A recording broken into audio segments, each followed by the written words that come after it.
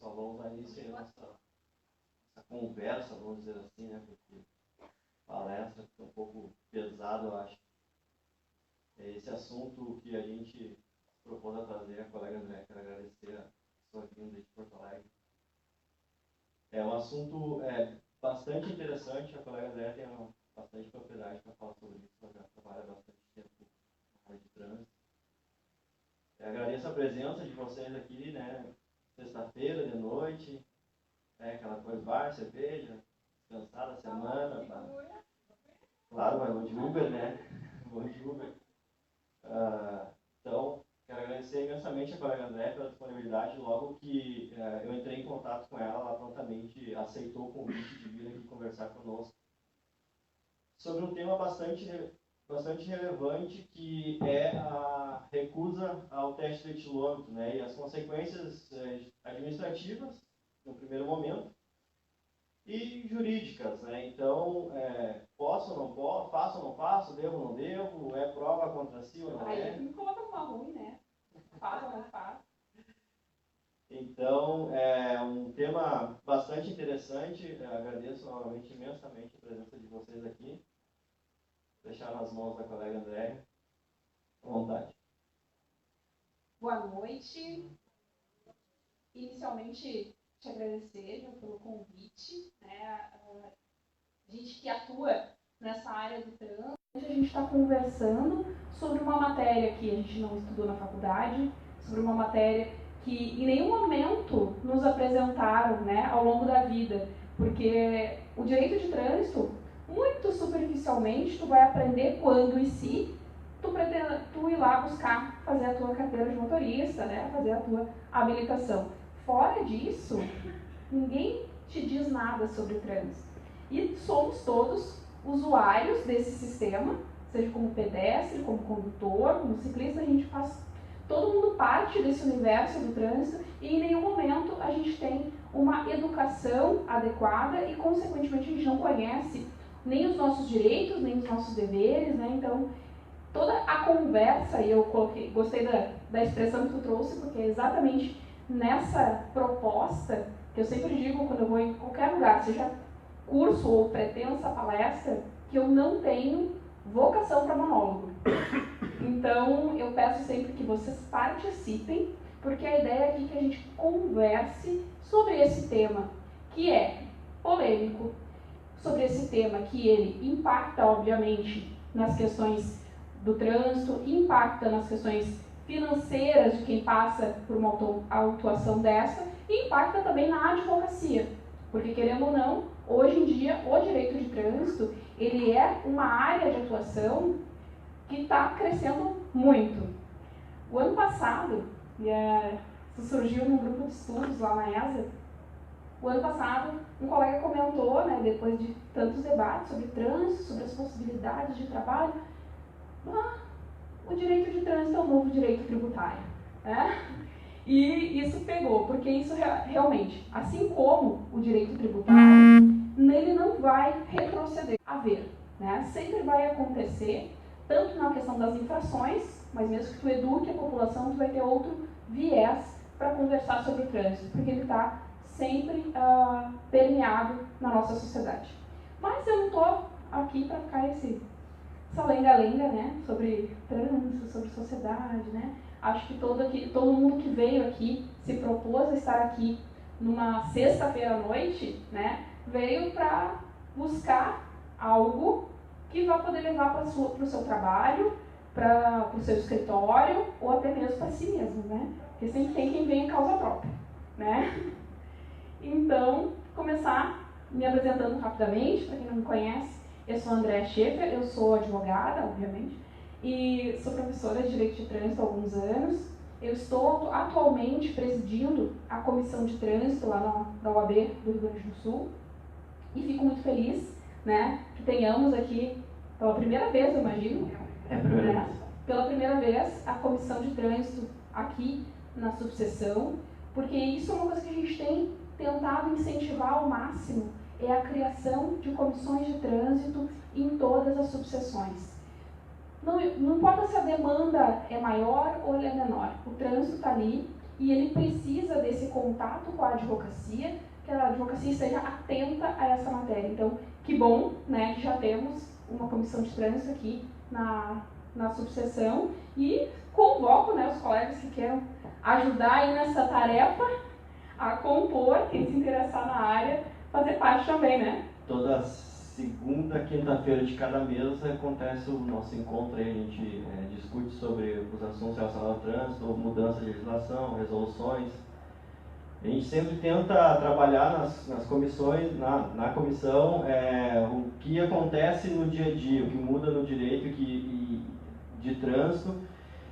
E querendo ou não, toda e qualquer mudança, seja numa simples resolução, vai impactar em todos nós. Em algum momento, alguma situação vai acabar impactando, porque quem não dirige, tem alguém na família que dirige, sabe que advoga e vai... Olha só, eu fui multado, né?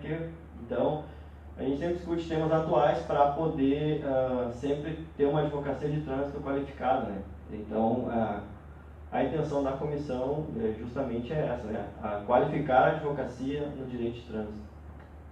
Perfeito. Inclusive, a partir do ano que vem, a gente já está programando as ações da comissão estadual, e aí também já te dando essa informação para os demais colegas, todas as reuniões da comissão de trânsito na seccional serão transmitidas por videoconferência, né? Então, vai ficar muito mais fácil ainda de participar, né? Então, os colegas que são das comissões, nas subseções especialmente, para a gente ter essa integração, para que de fato o direito de trânsito passe a ter a respeitabilidade de um processo, porque, vou contar uma coisa para vocês, multa, um recursinho de multa, né, que às vezes o pessoal fala até no diminutivo, que quem trabalha com isso chega a doer, mas isso é um processo administrativo.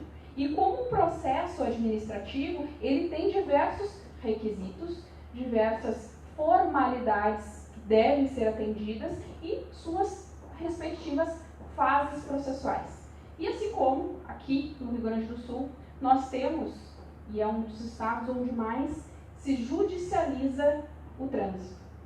Nós temos um número elevadíssimo de ações no judiciário discutindo o tema trânsito. Só exemplificando para vocês, o ano passado nós fizemos um evento, que até nós vamos replicar ele, espero que ainda dê para fazer até o final de novembro, que foi um evento de advocacia de trânsito, dialogando com a magistratura. A ideia é de chamar um juiz que atua nessa área para conversar com a advocacia. E foi, né? A juíza foi, né? Que o pessoal não vai. Foi sensacional. E uma das coisas que a juíza comentou conosco foi justamente, ela é da turma recursal da Fazenda Pública, assim, até 2 anos atrás, quase todo o meu trabalho, né? Quase que 100% do meu trabalho era saúde, porque a turma recursal da Fazenda Pública, né? Hoje, mais de 80% do meu trabalho é trânsito. Então, tem muitas ações. E por que eu estou falando isso? E sim, já tem pertinência com o nosso tema da palestra. Por quê? Quanto mais ações nós temos que cuidar, enquanto advogados, a qualidade dessas ações que chegam no judiciário. Por quê? Isso acaba impactando em diversos pedidos de uniformização de entendimento.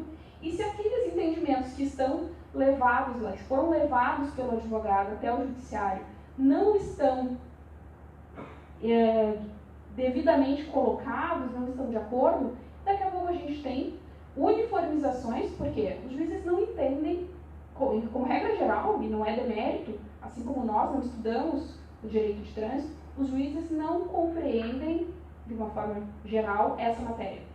São poucos os juízes que se dedicam a estudar esse assunto, né? E isso é uma realidade, em todo o Brasil, inclusive.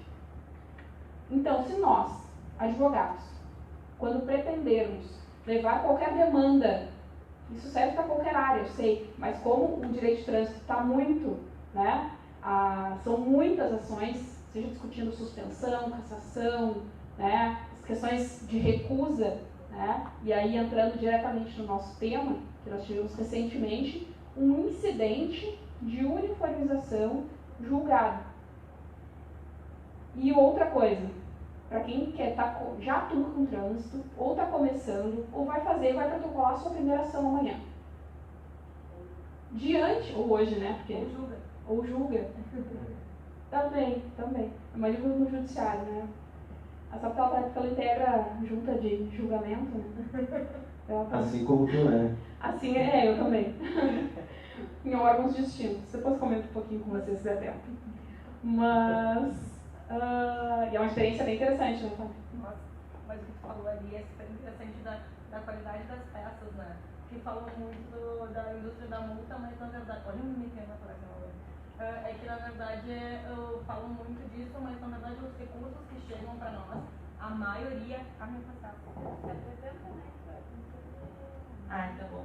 O meu nome é Fabiana, a palestra não tem nada a ver comigo, atravessando, eu sou amiga da André em primeiro lugar, mas eu sou conselheira lá na Ordem e agora eu componho a Jari. Então tem tudo a ver, porque eu já disse para ela que ela está obrigada a compor a comissão. Tá, eu não componho a comissão ainda, porque agora eu fui intimada mais uma vez. E o que a Andrea falou sobre os recursos das multas, a qualidade das multas, isso tem tudo a ver. E é verdade, porque a qualidade dos recursos que chegam para a gente julgar, a gente escuta muito que é uma indústria da multa, né, que tem. Só que a qualidade das multas que chegam, além de repetitivo, aqueles modelinhos, aquela coisa, não tem fundamentação. E aí depois vem muito querendo que nós, jogadores, nós fundamentamos a resposta, só que não tem nem fundamentação nos pedidos. Então, na verdade, a qualidade do recurso, eu vou dizer para vocês que quando chega para mim, que eu vou analisar os recursos, isso fica até como dica, se eu não vejo que tem nenhuma fundamentação, ele cai para o meu modelinho também de julgamento. Então, se quiserem que seja analisado os recursos que vocês interpõem, que seja com fundamentação. Pessoal, assim, quem quiser questionar, enfim, como no início da palestra, é uma conversa aqui, quem tiver alguma dúvida, por favor, fica bem à vontade, pode questionar, enfim. Se não for com relação à recusa, qualquer outro assunto, podem ficar bem à vontade, tá? Essa é a situação. E só complementando o que a colega falou aqui, a questão da indústria da multa, o agente ele vai autuar se está certo ou se está errado, enfim, ele tem que seguir, assim como o princípio da legalidade, enfim, ele tem que seguir determinadas regras legais para fazer o auto de infração. Se ele não faz aquilo como deveria, e aí quando o advogado fundamenta em cima daquilo e diz, olha, ele está errado porque lá no Manual Brasileiro de Situação de Trânsito diz isso, porque o artigo, a resolução tal diz isso, certamente vai ser dado provimento a esse pedido. Agora, se, como nós comentávamos no início, né, se eu não estava falando ao celular, não fiz, não... Exatamente, então... só dando, acho que desculpa, mas complementando essa questão justamente, principalmente na área administrativa, ou melhor, podem pensar como se fosse um processo judicial, né? Só que no processo administrativo, se eu vou discutir fatos e eu não trago provas, eu tenho ainda, é pior do que lá no judiciário, porque aqui eu tenho do outro lado a presunção da veracidade do ato, né, do agente público, a fé pública desse agente, que podem discutir, obviamente ela não é absoluta, mas eu tenho que trazer, se eu for discutir fatos, eu tenho que trazer pelo menos algum elemento que eu discuta, que eu ponha em xeque aquela fé pública do agente que lavrou aquela autuação, né? É exatamente isso. Como eu comentava com o André no início, eu fui protocolar aqui no cartório de trânsito uma defesa e estava lá um senhor, e aí o que ele me disse, ele era despachante, enfim, é o protocolo, mas eu sei que nunca vai dar em nada, eu sei que sempre... Aí eu pensei comigo, nunca dá em nada não, né? Depende da forma como tu vai fazer, porque a gente não pode esquecer que, apesar de ser um processo administrativo, ainda assim é um processo, ainda assim tem requisitos, ainda assim deve de seguir uma forma. A gente não pode fazer simplesmente por fazer, porque como a colega André falou, do outro lado vai ter o julgador. e tu tá numa lide, embora administrativa, contra a administração pública. Então, tu tem que colocar os teus fatos e provar que aquilo que foi feito, ou o agente, de fato, ele errou, porque ele é um ser humano, ele pode errar. Então, fica a dica para vocês. Perfeito. Só aproveitando que o pessoal, a gente abriu para perguntas, o pessoal que está assistindo, tanto ali no Facebook quanto aqui no Instagram, me senti agora que um jogo de câmeras, né? Sensacional. Quem está assistindo, a gente não vai responder diretamente as perguntas, a gente não está acompanhando aqui a gravação, mas depois eu olho o que foi questionado e complemento se for o caso, tá? Bom, feita essa introdução sobre o sistema de trânsito, sobre a forma, né, de julgamento, recusa ao teste do etilômetro, recusa ao bafômetro. Primeiro, a gente precisa distinguir dois momentos legislativos, tá? Antes de novembro de 2016 e posterior a novembro de 2016. Por quê? Em 2016 nós tivemos uma alteração significativa do Código de Trânsito, a gente chama até de uma mini reforma do Código de Trânsito, foram vários pontos alterados. Foi ali que alterou o valor das multas, que isso a gente percebe mais, né? O impacto é direto, mas muitas outras normas ali foram alteradas ou incluídas em 2016. E uma dessas inclusões ou alterações foi em relação ao artigo 165A. E aí eu pergunto para vocês, o que mudou com a inclusão do artigo 165A no Código? Essa é a parte que vocês podem falar. Essa é a parte de vocês. E a recusa é multada, também parece que já havia o dispositivo no 277, parágrafo 6, né? É o terceiro. Tá. Alguém mais? O que mudou com a inclusão? O que mudou com a inclusão do artigo 165A no Código de Trânsito? A intolerância, né? Oi? A intolerância. A intolerância. Alguém dá mais, alguém dá menos? Presunção. Na prática, porcaria nenhuma. Na prática, não mudou é nada. O que acontece? Antes de novembro de 2016, a autuação pela recusa já era feita, só que com base na junção de artigos. Se pegava lá o artigo 65, que é dirigir sob influência de álcool ou de outras substâncias psicoativas que causam dependência. Pega lá o artigo 65 e cumulava com o parágrafo 3º do artigo 277, que é um artigo que nem está no capítulo das infrações, ele está lá na parte que regula medidas administrativas, então nem está prevendo infração, tá?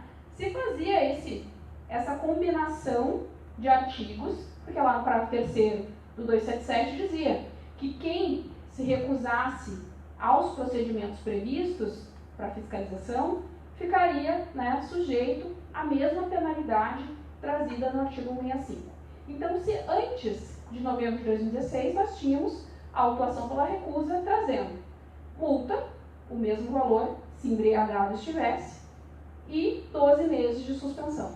Mudou o valor da multa porque mudaram o valor de todas as multas, né? Então, antes a gente tinha uma multa de 1.915 e hoje nós temos uma multa de 2.934. Mas, na prática, né, não mudou nada para a fiscalização. O código lá, o enquadramento, mas a realidade para quem é autuado não mudou. Mas, né, surpreendentemente, a partir do artigo 165A, o que eu ainda estou fazendo terapia para entender, que mudou radicalmente a interpretação da jurisprudência sobre esse tema. Só que nisso que eu queria conversar com vocês, para ver se juntos a gente faz uma terapia em grupo e eu saio com isso resolvido, ou se vocês também ficam surtados, né? Porque das duas uma. Antes, o entendimento e a jurisprudência aqui, nas súmulas recursais da Fazenda Pública, em que pese não existisse um incidente de uniformização julgado, o entendimento era unânime.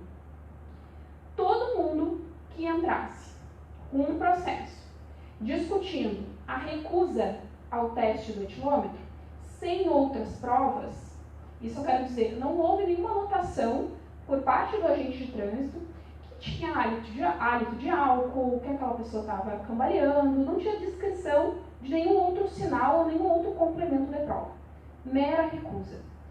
Essa situação de mera recusa, quando chegava nas turmas secursais da Fazenda Pública, que na época tínhamos 2, hoje temos 3, com a 4ª relatoria, bom, se der tempo eu explico essa sistemática que é uma doideira. Na época, essas 2 turmas secursais eram unânimes no entendimento que não era válida a autuação por mera recusa diante de um rol de provas que poderiam ser produzidas, dentre elas a verificação de sinais de embriaguez, que isso não dependeria da concordância do agente, aliás, do condutor. Então vamos pensar. E aqui, se vocês quiserem saber mais sobre esse rol de provas, vocês podem buscar lá na resolução 432 do Conselho Nacional de Trânsito. Lá nessa resolução, vocês podem observar, e ela está vigente ainda, né? Ela ainda é aplicável. Meios de prova para verificação, né, do estado de embriaguez, né, da influência de álcool ou da alteração de capacidade, como preferirem chamar. Lá nessa resolução, diz lá, o teste do etilômetro, o exame de sangue, a avaliação clínica, que o exame clínico é tu ir lá ser encaminhado para o médico falar contigo, te olhar, fazer os testes ali e ver se tu tem a tua capacidade alterada ou não. E tudo isso, essas primeiras que eu relatei, isso há de concordarem comigo, que eu preciso que esse condutor participe ativamente. Se ele vai soprar, se ele vai conceder para tirar o sangue, se ele vai se dirigir até um consultório médico, tudo isso preciso da concordância desse condutor que está sendo fiscalizado, ok? Entretanto, uma dessas possibilidades de prova, que é a detecção de sinais, todo agente de trânsito, e eles continuam tendo, tá? Tem consigo. Alguém é agente de trânsito? Ninguém quer contar, né? Legal. Sempre tem, o pessoal não conta. Mas depois a gente sabe. Mas não vai fazer bullying, não, pode ficar tranquilo. É só para saber. Porque o que acontece? O agente de trânsito ele traz consigo um termo de constatação dos sinais de alteração de capacidade ou dos sinais de embriaguez. E nesse termo, vai ser um formuláriozinho lá, que às vezes é físico ou eletrônico, dependendo do órgão, que vai dizer sinais que apresenta. Ele vai marcando um xizinho. Olhos vermelhos, hálito etílico, andar cambaleante, vestes descompostas, né? Se a pessoa está exaltada, se a pessoa está sonolenta, se a pessoa está vomitando, tem um monte de sinais lá que ele pode marcar se ele verificar nesse condutor. E o preenchimento desse termo era o que fundamentava as decisões judiciais que anulavam esse procedimento. Não cabe a mera recusa, porque se o agente de trânsito tem consigo a possibilidade de produzir uma prova que este condutor não pode recusar, porque se eu estou aqui conversando com a Daiane, estou aqui conversando com a Daiane e estou analisando ali, ela está falando comigo, ela não precisa dizer, não verifica os meus sinais, não tem como. Eu estou olhando, estou conversando com ela e eu estou fazendo essas anotações.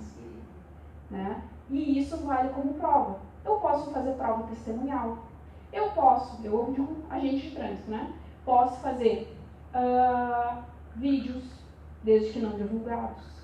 Né? Quando cai na internet. Então, faz esse tipo de prova que não depende da concordância da Daiane. Não interessa, ela concorda ou não concorda, e eu estou preenchendo. E essa era a base de fundamentação de todas as decisões judiciais que anulavam a mera recusa.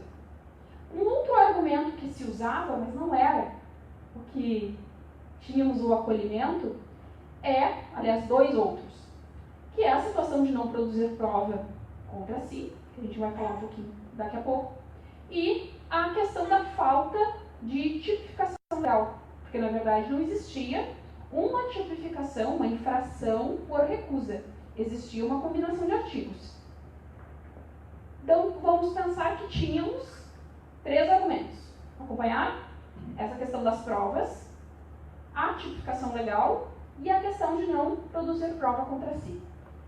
Desses 3 argumentos, com a vigência do artigo 65A, qual desses 3, todos os 3 eu derrubo, eu perco esses 3 argumentos?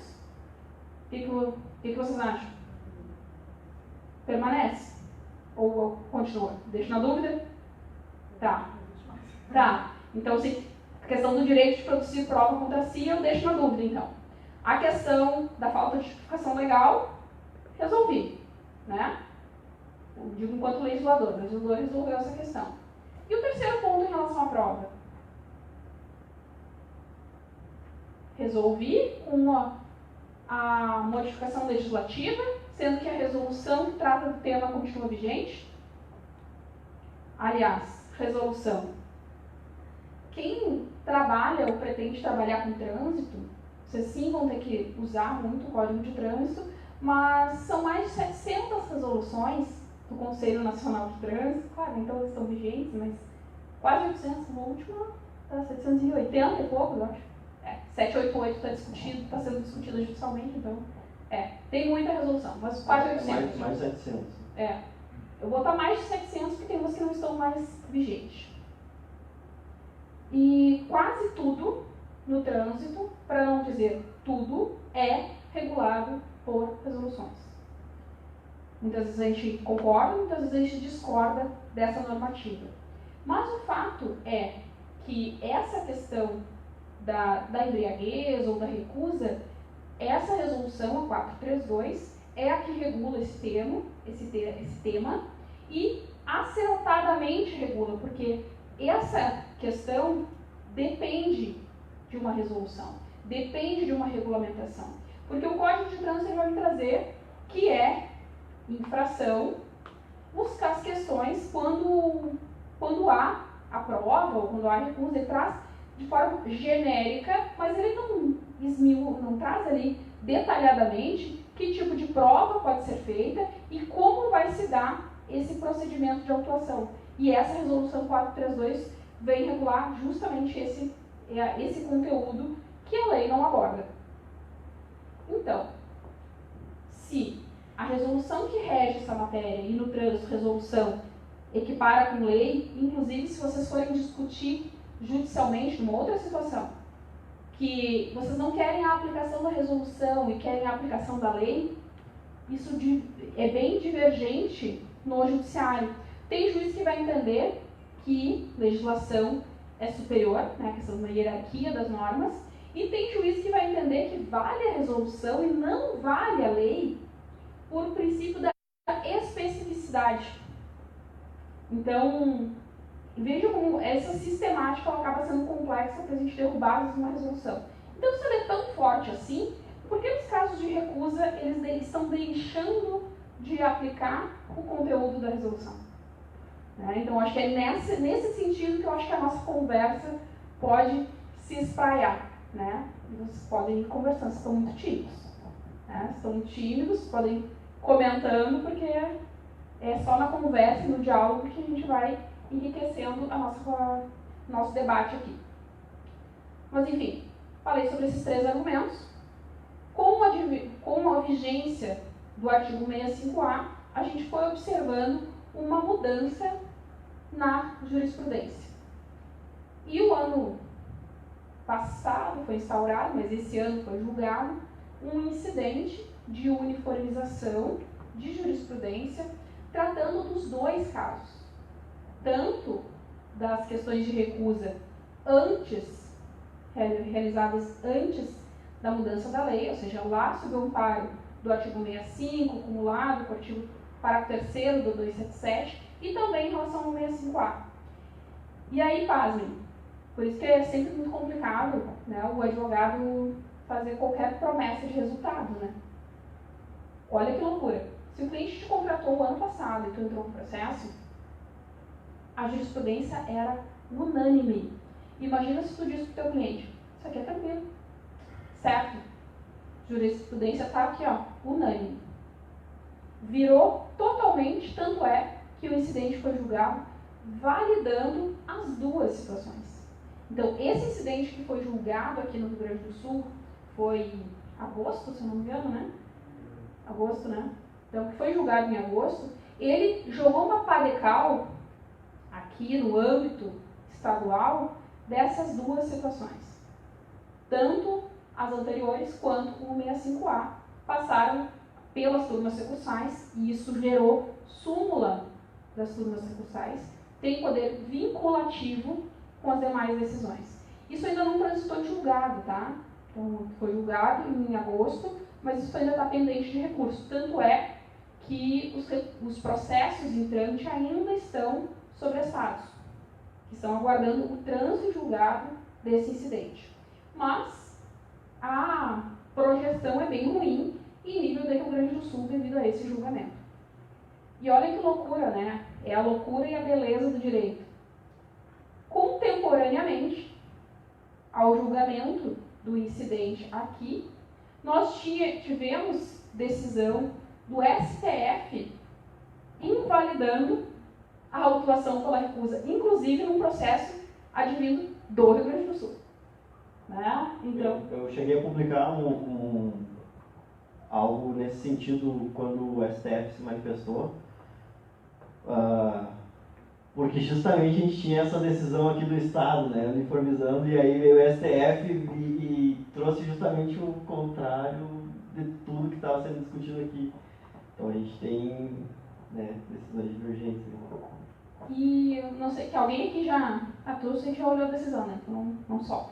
Mas alguém mais aqui teve acesso? Até não perguntei no início. Quem aqui trabalha com direito de trânsito? Ergue a mão. Orgulho, trabalho com direito de trânsito. É? Poucas pessoas, né? E vocês já leram, tiveram acesso a essa decisão do STF? Aqui eu falei sobre 3 argumentos. Já?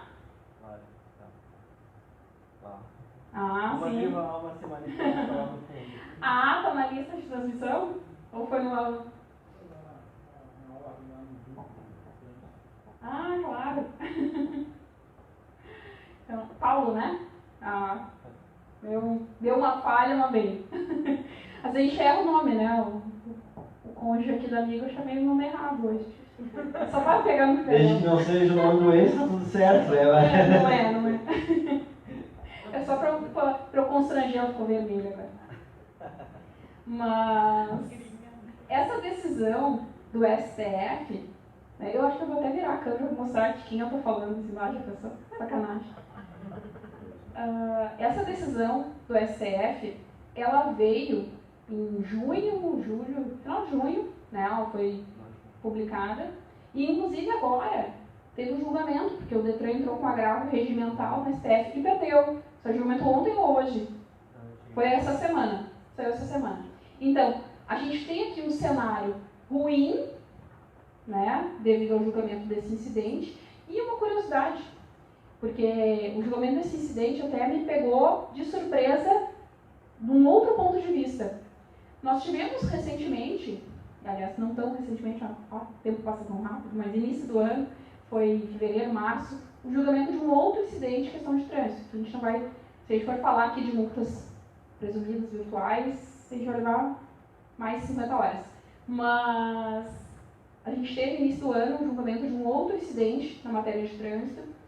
E quando houve o julgamento, e é uma ação, inclusive, que a OAB está com uma amicus curiae no processo, devido ao quórum de julgamento, que foi, na época, se eu não me engano, de 6 a 5, isso, tinha 11 julgadores presentes, tivemos um quórum lá, naquele outro incidente, de 6 a 5. E nós não tivemos a uniformização do entendimento por conta de não atingir um quórum qualificado para esse julgamento do incidente. E aí, esse incidente em relação à recusa, ele teve em números muito parecidos. Ele teve um julgamento de 7 a 5. Nós tínhamos 12 julgadores, que se reúnem as turmas recursais reunidas, 12 julgadores, e nós tivemos um quórum de 7-5.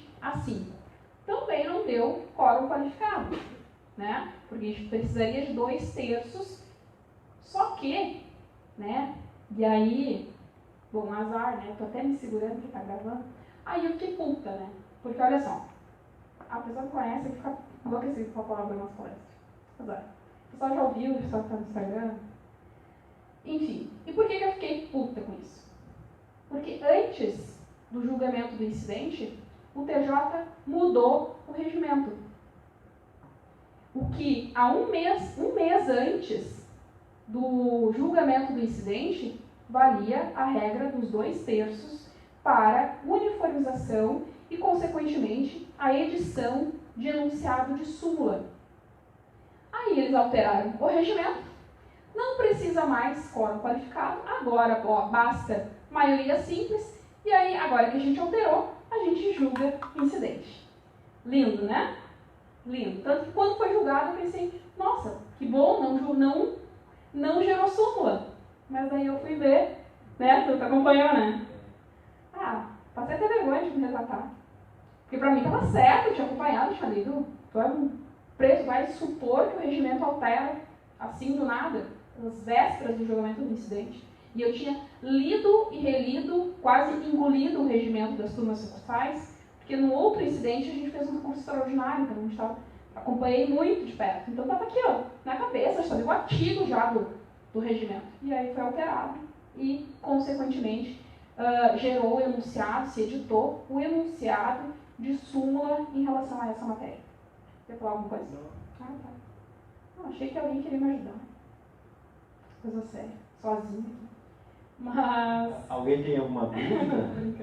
Pode ficar à vontade, tá, gente? Carente, Pode... né? Bate uma carência, a pessoa conversa comigo. Pode ficar à vontade, pode perguntar, enfim, não relacionado ao tema, ou se surgiu alguma dúvida aí, enfim. É o pleno do tribunal que altera o regimento? É Sim. o pleno do tribunal que altera o regimento? É o pleno. Boa noite, meu nome é Heloísa. Deixa eu tirar uma dúvida contigo. Na verdade, assim, ó, há uns 1 ano e meio, mais ou menos, fazia um serviço voluntário como juíza leiga no JEC, em Porto Alegre. E eu participei eu fiz a audiência de conciliação e depois a de instrução. Montei a sentença e tratava-se de uma recusa de bafômetro, em que houve um acidente na zona sul de Porto Alegre, na Venceslau Escobar. Ele não bateu em ninguém, o carro, simplesmente ele bateu num poste sozinho, deu perda total no veículo, e ele entrou na justiça, na verdade, através do JEC, porque ele queria a indenização do seguro. E o seguro, na verdade, eu assim, depois que aconteceu tudo, que eu montei a sentença, eu verifiquei que houve falhas durante esse processo por parte da seguradora. Deveria ter se defendido mais, buscado mais. Por quê? Porque no momento que eu montei a sentença, a juíza leiga pediu para eu refazê-la, total, completamente. Porque eu me baseei na fé pública da Brigada Militar. Não tinha gente de trânsito. Ele se recusou ao bafômetro, ele era enfermeiro, aposentado. Por quê? Porque o bafômetro transmite mais de 30, precisava ver, transmite mais de 30 doenças. Ele relacionou todas as doenças. Absurdos. Além disso, ele disse que ele não bateu em ninguém, porque ele tinha uma dor no nervo ciático e atacou o ciático no momento que ele estava dirigindo, então ele não deu dano a ninguém, só foi ao poste público. E aí eu me baseei na fé pública do policial que fez o registro do BO. E o que esse policial relatou? Ele relatou que estava com olhos vermelhos, estava titubeando e caminhava em zigue-zague. Foi autuado pela recusa. Foi autuado pela recusa. Só que quando ele foi autuado pela recusa, ele foi encaminhado ao ML. Tudo isso dizia nos autos. Foi encaminhado ao ML, lá ele fez um teste que ele não mostrou nos autos.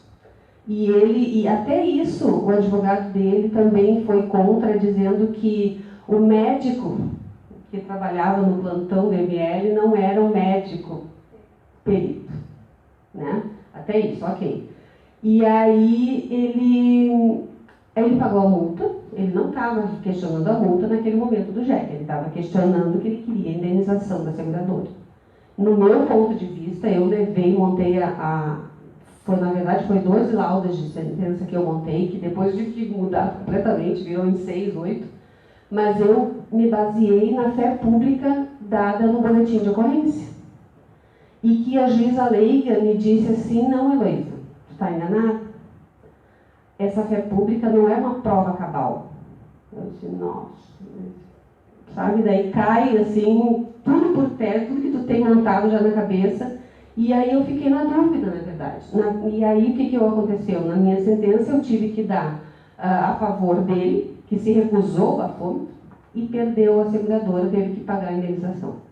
Não acompanhei, te confesso que foi falha minha, deveria, na minha curiosidade, acompanhar até o final para ver o que acabou, né? Mas assim, eu não sei como acabou. Mas na primeira instância, ele realmente, antes das turmas recursais, a seguradora perdeu. E aí eu fiquei na dúvida. Afinal de contas, tem fé pública ou não tem fé pública? Outra, foi chamado o SAMU. Ele se recusou ao atendimento do SAMU. Ele não quis, ele mandou o SAMU embora. Aí outra coisa que eu fico pensando, assim, nós como cidadãos, né? No momento que tu chama o SAMU, nossa, tu tá despendendo um gasto público, e aí o dinheiro que a gente paga, que é para um atendimento, o pessoal vai lá, se recusa, o SAMU vai lá, dá as costas e vai embora. E aí não atendeu, gastou combustível, locomoção, tempo, e deixando de assistir outra pessoa que teria direito, né? Isso também eu fiquei me questionando. Mas isso eu queria te perguntar, afinal de contas, a fé pública existe no boletim de ocorrência ou não? Principalmente quanto a essa parte de indenização que a gente está falando. Desculpa, eu não estou falando ainda de indenização, mas já me lembrei disso. Obrigada, Luísa. Excelente a tua colocação. Acho que vem agregando bastante. Muito obrigada, de verdade. Então, aqui a gente tem assim, ó, uma dicotomia bem grande de onde está sendo feita essa discussão. Por exemplo, eu posso ter um entendimento ali no juizado civil, porque ali está tratando uma questão securitária, uma questão de indenização, e sim, a seguradora sempre quando verifica que existiu ali a prova, ou pelo menos algum indício, que aquele segurado estava sob a influência de álcool, ela vai negar o prêmio do seguro e, consequentemente, isso que levou a essa discussão judicial. Isso está, né, previsto, que ele deu causa essa presunção, né, que ele deu causa àquele sinistro e, por isso, ele não faria jus ao prêmio desse seguro. Te dou a palavra em seguida. Potencialmente, o entendimento, claro que ali, como tu falou, né, não estava sendo discutida a questão da infração. Claro, nem poderia no juizado civil, porque isso teria que ser demandado contra a Fazenda Pública. E talvez ele tivesse um processo discutindo essa validade na Fazenda Pública, né, provavelmente no juizado especial da Fazenda Pública, porque ele não poderia discutir isso no civil, né, ali unicamente a questão indenizatória. Mas extraindo aqui, propriamente, não entrando na questão de indenização ou a questão securitária, extraindo desse teu relato a questão especificamente de trânsito e em relação à recusa, e também no que toca à fé pública da gente, o que a gente verifica? Primeiro, um erro de tipificação. Muito comum, inclusive. O que é recusa?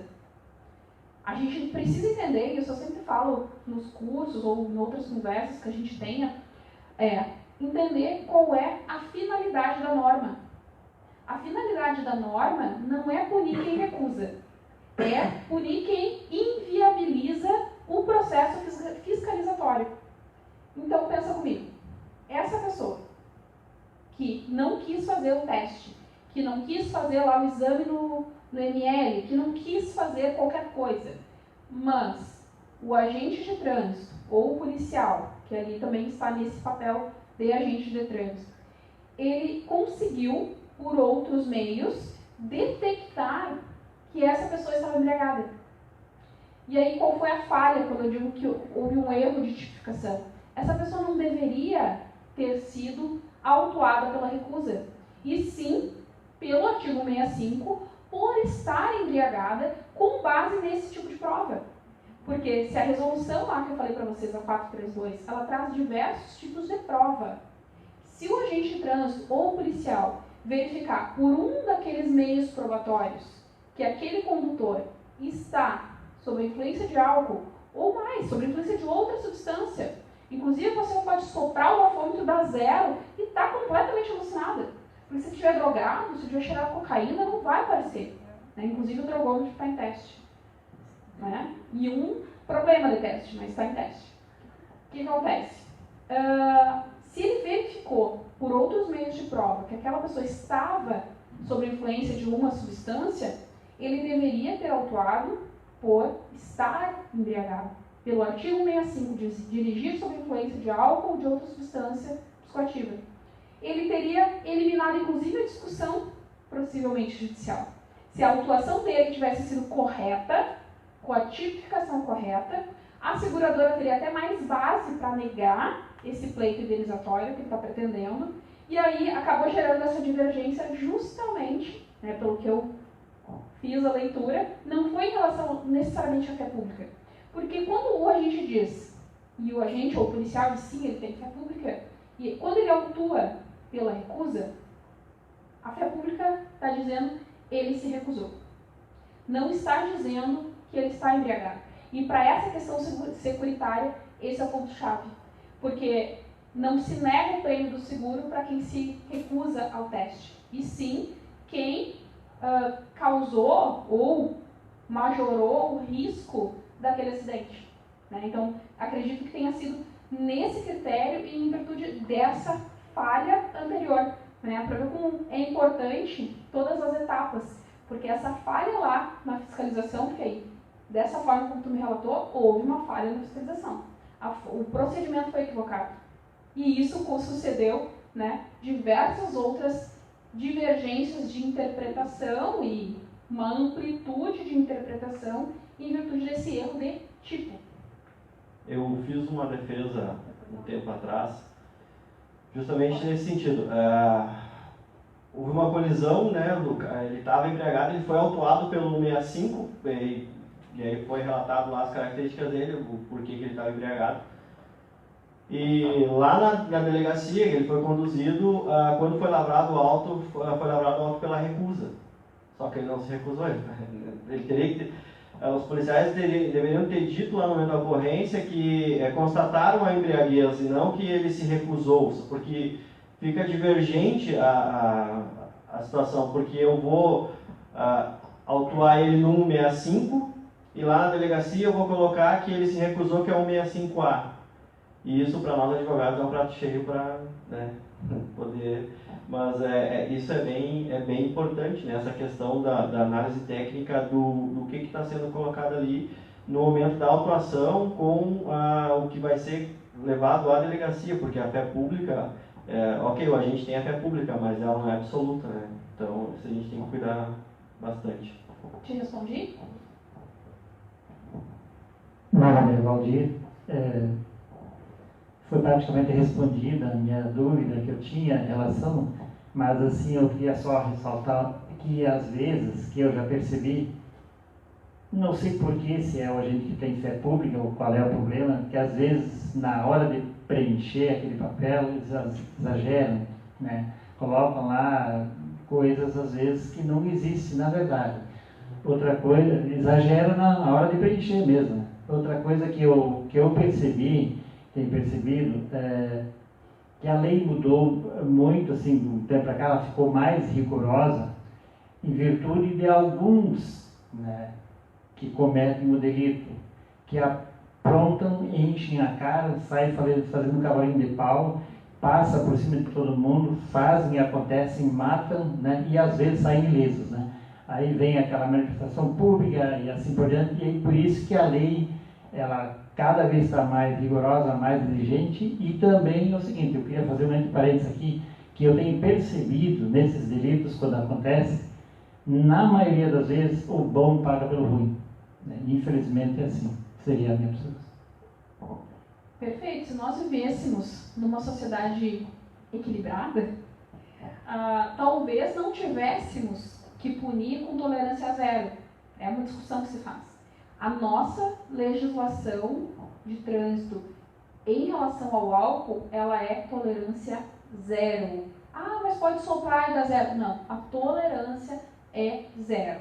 Se a pessoa sopra, faz o teste do etilômetro, tem ali uma margem de erro do equipamento que é definido pelo Inmetro. Esse equipamento foi lá avaliado pelo Inmetro e diz, ó, isso aqui pode ter uma variação de até 0,04.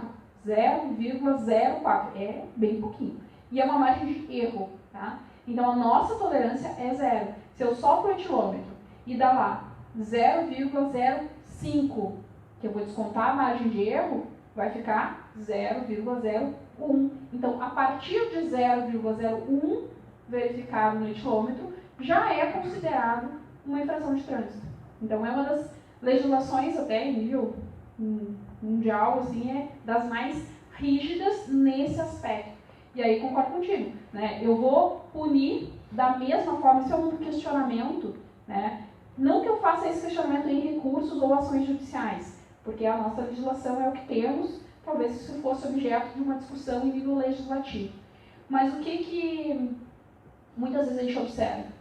Que aquela pessoa que bebeu bastante e que passa numa fiscalização e daqui a pouco se recusa a fazer o teste, teoricamente, né, não que isso tenha que ser assim, teoricamente, ela vai simplesmente chamar alguém para dirigir o carro dela, se não tiver ninguém que possa assumir o volante, vai entregar ali a sua carteira de habilitação, vai pegar de volta em 48 horas, vai ter a multa e depois vai responder o processo administrativo. Aquela pessoa que bebeu ali uma quantidade talvez muito menor, que passa numa fiscalização achando, mas já faz um tempo que eu bebi, né? E essa coisa assim, se sopra, se não sopra, gente, isso aí é... Enquanto a gente não tiver bola de cristal, não dá para responder. Porque eu tenho relatos de pessoas que beberam uma cerveja, passaram horas e já tinha comido e acusou. E pessoas que beberam bastante, passou muito menos tempo, soprou e deu zero. Isso varia muito de pessoa para pessoa, né? Cada organismo, ele metaboliza o álcool de uma forma. A Fábio, se beber 2 espumantes, tinha caído aqui, ó. Ela estava aí me olhando. Eu falei 2 garrafas? Não, 2 garrafas veio, cara. Não, 2 taças, ela tá tirada no chão aqui, ó, rolando. Então, isso varia muito. Ficou me olhando, eu senti a provocação. Então, varia muito de pessoa para pessoa. Já a Renata? Está apaixonada? Ela é embriagada de amor. Mas isso varia muito, né? Por exemplo, se é homem ou mulher, né? Normalmente a mulher ela demora mais para fazer para metabolizar o álcool no organismo, né? O homem normalmente é um pouco mais rápido. Se a pessoa é mais alta, mais baixa, mais nova, mais velha, mais magra, mais gorda, tudo isso altera. E, inclusive a mesma pessoa, num dia que está mais hidratado, que se alimentou melhor, vai metabolizar de uma forma, e no outro dia vai metabolizar de outra forma. Vocês podem ter, quem já bebeu pelo menos um pouco já deve ter percebido. Um dia que a pessoa não está, um dia não foi um dia pesado, a pessoa já está estressada, não comeu direito, nem tomou água direito, tu toma uma coisinha já sente. Emocional. Né? Então tem muitas influências, né, para saber se tu pode ou não, né? O recomendado, né? Acho que a colega tinha pedido a palavra. O recomendado, né? Não sou eu que estou recomendando, as questões dos médicos, né? Falam em 12 horas. Mas 12 horas, se eu enchi minha cara de vodka? Não. Se for outra, por exemplo, assim, a pessoa come alguma coisa ou toma algum remédio que possa usar esse nível de álcool, então tu faz a prova disso. Só com uma piloteúria. Não, mas eu entendi. Medicamentos homeopáticos, dependendo da fórmula, isso não é balela de defesa de recursos de multa, o medicamento homeopático, dependendo da fórmula, ele pode conter até 20% de álcool. Tá? Isso na fórmula, então tu vai tomar um vidrinho inteiro, né? Mas dependendo, pode acusar, né? Mas aí tu faz a tua defesa, o teu recurso, ou até mesmo precisar uma ação judicial, desde que tu tenha prova, porque aí é uma situação de fato. Eu comprovo, tenho um receituário, né? Porque falar, não, ali, colocar no recurso, né? Falar que é papagaio fala. Não adianta colocar ali, porque eu faço uso de medicamento homeopático. Prova, não está provando nada, né? Uma coisa que, pelo amor de Deus, não usem. Uma coisa que eu vou dizer para vocês. Se já usaram esse argumento, retirem da peça de vocês, que assim, quando chega para julgar, é beira, é tragicômico, enxaguante bucal. Eu até falo para vocês, se eu fizer, né, o uso de enxaguante bucal agora e soprar o etilômetro, vai acusar. Se aquele com álcool, vai acusar. Só que aí quando tu coloca que a pessoa não soprou porque fez uso do enxaguante, eu primeiro estou presumindo que a pessoa está dirigindo e chega e encosta no pé do guarda. Assim. Não, gente, eu acho que é muita forçação de barra, e até porque, se eu fizer agora, mas eu recém saí de casa, pode estar acusando. Se eu fizesse 5 minutos depois e ainda acusar, e isso é uma informação acho que importante também, eu tenho direito à contraprova.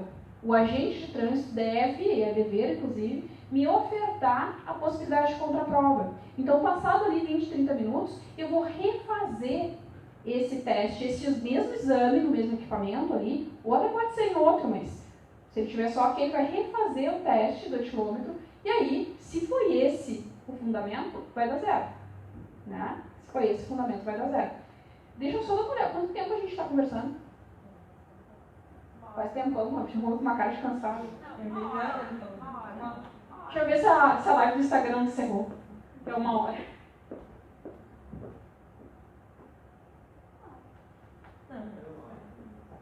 Não passou 1 hora, tá me mentindo. Tá, então tá bem. Boa noite. A minha dúvida seria já em razão ainda da fé pública. Eu tenho um caso e eu sei exatamente porque eu estava junto no local. Ele foi autuado por som, por alto som, por volume, enfim. E ao fim e a cabo veio por recusa ao teste de etilômetro também.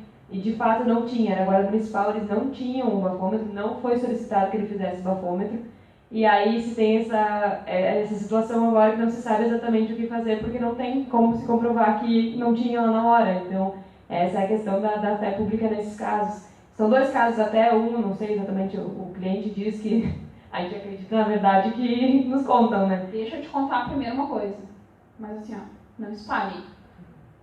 Cliente mente. Tá? Que nem os da Renata, são todos inocentes. E aí seria essa questão, nesse fato, de fato eu sei que é verdade que não estava, né? Mas o que poderia ser feito, se tem algo, já que vocês têm essa análise mais da parte dos recursos, né? Do que poderia ser feito. Na parte dele já está em processo de suspensão, ele nem foi notificado, enfim, durante o processo administrativo tem essa outra questão de nulidade, né? Mas seria para poder atacar essa parte de que de fato não foi oferecido a ele, ele não faria, porque de fato ele estava envergado, mas enfim, não foi essa questão, não é essa questão que está sendo discutida, né? A multa dele, a autuação dele é por recusa ao teste. Obrigada. Obrigada, qual é o nome? Chayenne. Obrigada pela tua contribuição.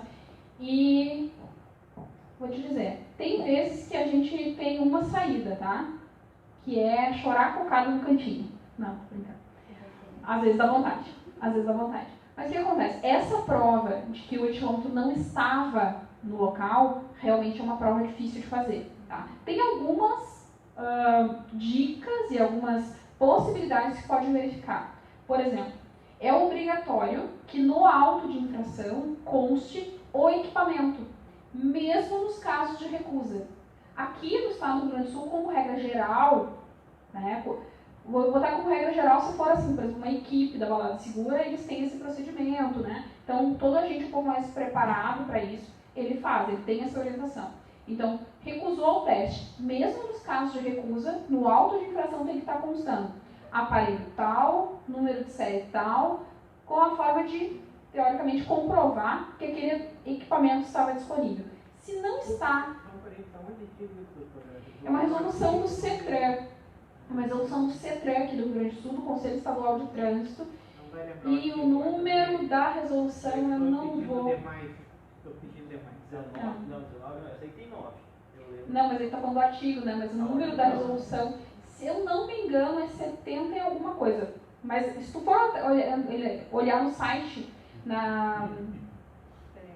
no site do CETRAN, tu pode buscar por conteúdo. É Conselho Estadual de Trânsito aqui do Rio Grande do Sul. O pessoal que é de outro estado que está assistindo, eu sei que tem gente de outro estado assistindo, daí tem que ver a regulamentação própria, tá? Mas o dever, então, desse agente de trânsito ofertar a contraprova está nessa resolução do CETRAN. Daí busca lá pelo conteúdo, eu não vou lembrar exatamente o número da resolução agora. Porque isso está tão introjetado que é uma coisa que a gente não discute mais. Dentro da pergunta da colega, ainda tentando contribuir, talvez tenha que no quartel ou da PM ou guarda civil sair a viatura e o policial com arma tal e quilômetro tal. Tem que haver esse registro, né? Caderneta do veículo. Perfeito, é isso que eu ia falar, né? Que algumas dicas que eu ia passar. Primeiro, essa questão do preenchimento, e o segundo ponto é justamente buscar esse histórico, né? Porque isso tem que estar registrado. Esse etilômetro não pode estar comigo aqui na palestra, né? Ele tem que estar com algum agente. Então, quem era o agente que estava fazendo uso daquele equipamento naquele dia?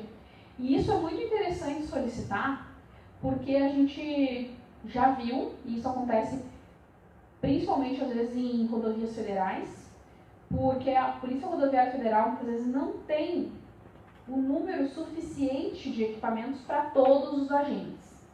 Se tu está numa equipe da Balada Segura, numa operação da Balada Segura, eles vão ter vários ali equipamentos, tá? Mas se tu está nessas autuações isoladas, lá por um policial militar ou por um policial rodoviário, pode ser que ele não esteja com o equipamento ali em mãos.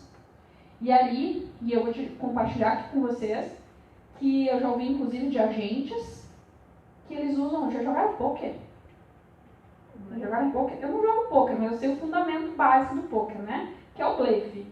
Né? Então, assim, tu aceita, porque tu recebe um convite, né? Convite bom esse. Recebe um convite para fazer o teste do etilômetro. Né? Se tu aceita, daí eu não tu aceita fazer o teste do etilômetro, e tu vai dizer sim, aceito. Ah, não, tudo bem, eu tenho os documentos aqui, pode ir embora. Porque eu não tenho como para ir. E se a pessoa diz, não vou fazer, aí eles vão te autuar pela recusa. Né? Então, isso existe, tá? Não que seja isso uma regra geral, não estou falando que isso é mau procedimento, não estou entrando nesse ponto, tá? Porque a intenção desse agente é tentar resolver ali. Pô, se a pessoa se propõe a fazer, eu estou perguntando, então ela deve estar ok. Né? É uma forma ali do funcionário tentar lidar com essa deficiência do Estado. Não estou dizendo se é certo ou se é errado, mas isso acontece, né? Infelizmente. Mas aí tu buscar esse histórico lá no órgão competente de trânsito para saber se aquele agente ou aquela equipe estava com aquele equipamento no dia, se porventura ele está identificado no auto. Deixa eu te dar a palavra. Eu vou ali também. Pergunta, de complicar um pouquinho. Ótimo, perfeito. E uma última informação que agora me deu, peraí, queria passar uma outra informação em relação a essa questão. Que me deu um branco. Falei da anotação, falei do histórico e depois eu complemento. Agora deu um. Talvez eu te ajude. Se eu sair daqui, bebi uma cerveja, parei numa balada segura, me recusei. Eu tenho quantas horas? Quer o meu cartão? Não. Aí eu me recusei e eu tenho algumas horas para fazer um exame de sangue, se eu não fui para o ML, certo? E a pergunta é quantas horas, e vamos supor assim, ó, que essas horas de que os laboratórios estão fechados, e como é que eu faço? Tá. Perfeito. E outra coisa, deixa eu te falar, tem um remédio, vou falar baixo, só entre nós aqui, só entre nós, mas que os advogados usam e procuram junto aos médicos, que é a Olina. Já recebi um papel com isso. A Olina, tu diz receitar a Olina e dizer que a pessoa não fez porque faz uso de Olina. A Olina também é um medicamento que tem a sua composição o álcool, né? Bom, aí tu vai ter um documento médico que comprove a questão de como tu vai construir, né? Se tu vai construir a prova nesse sentido. Se o médico está dizendo que fez um receituário, que a pessoa faz uso, não sei quantas vezes por dia, aí a gente tem a responsabilidade desse profissional da saúde, desse médico, que está testando dessa forma. Assim como, se tu sair dessa balada segura e ir no consultório do teu primo, que é médico, para ele fazer um atestado dizendo que tu está bem. A responsabilidade desse médico é dele, né? Ele está sujeito lá ao Conselho de Medicina, né? Todas as implicações, se porventura por outros meios provar que aquele atestado é falso. Então, nesse mesmo sentido, quem usou atestado para faltar no emprego, então, é a responsabilidade desse profissional que está lavrando. Mas em relação ao exame de sangue, não existe, nem na lei, nem nas normativas, um tempo, que tu tem que fazer em tanto tempo. O que a gente diz? Quanto mais tempo tu levar para fazer esse exame de sangue, menor é a tua prova, menos valorada vai ser a tua prova.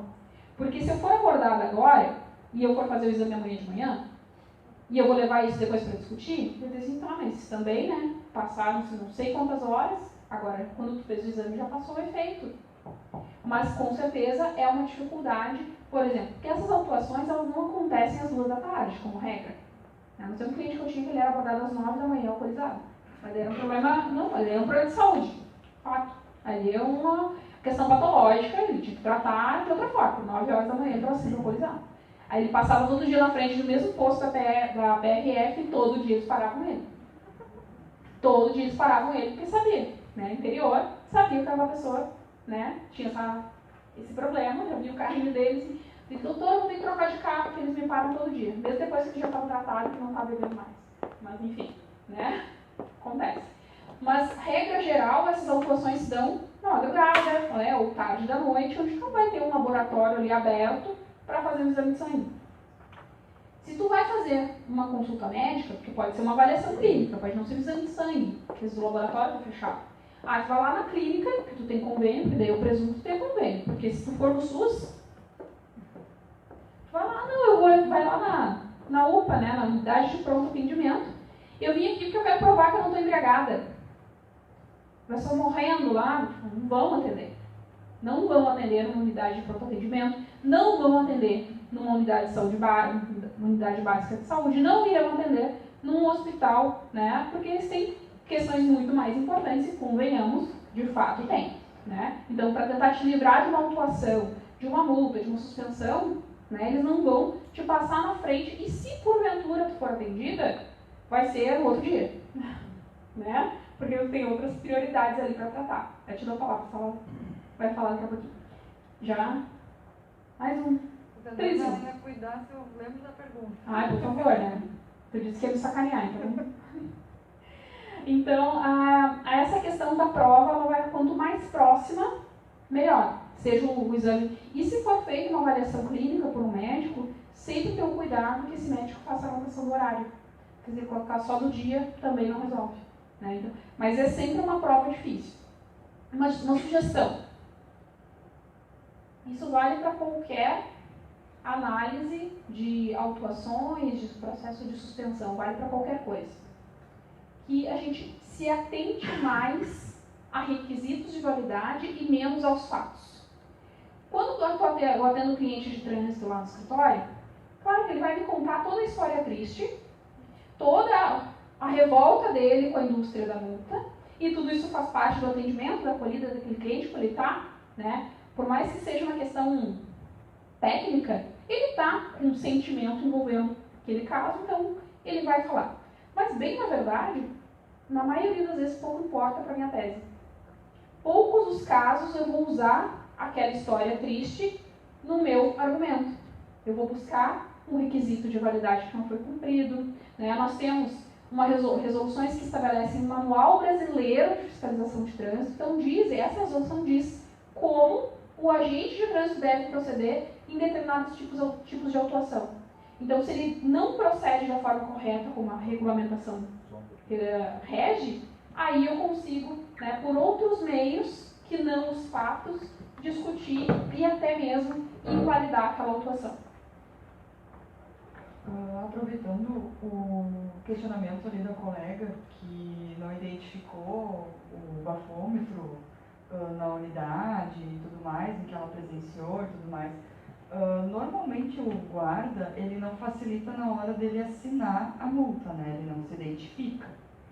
Logo, fica difícil de identificar se, nesse caso, por exemplo, que a colega trouxe, eu fiquei me questionando como a gente identifica quem foi o guarda que aplicou a multa. Então, eu entendo que teria que ir até a guarnição para, né, verificar no dia, no horário, né, talvez anotar a viatura, sei lá, de alguma forma identificar quem estava naquele momento aplicando as multas para então fazer essa verificação. Bom, essa questão é uma, então seria... Você já fez curso comigo, né?